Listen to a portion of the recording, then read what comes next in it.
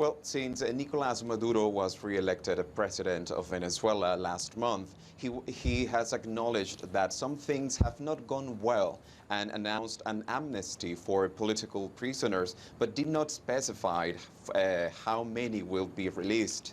According to Venezuelan Penal Group, there are 357 political prisoners in Venezuela. According to the president of the government-controlled Constituent Assembly, Delcy Rodriguez, this is a goodwill gesture. The government hopes it will show it is ready to hold peaceful talks about the country's stability. However, critics of the government say the government is only doing this in order to avoid further economic sanctions from the United States, the European Union, and Canada. This measure began with the release of 20 political prisoners and U.S. citizen Joshua Holt last week. He'd been in jail in Venezuela for the last 2 years. As for today's release of prisoners, the Venezuelan opposition has high hopes that some of their leaders, like Leopoldo Lopez, will be granted freedom. And what would it mean if they're granted freedom?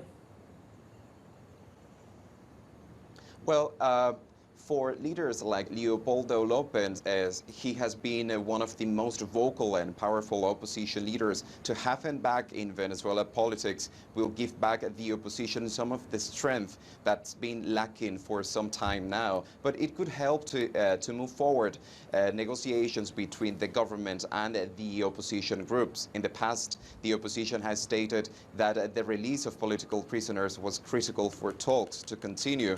Some opposition parties like Acción Democrática indicated that if the release are made within the deadline offered by the Venezuelan government, the opposition governors will agree to talk with the executive about other matters of a social, economic, and political nature.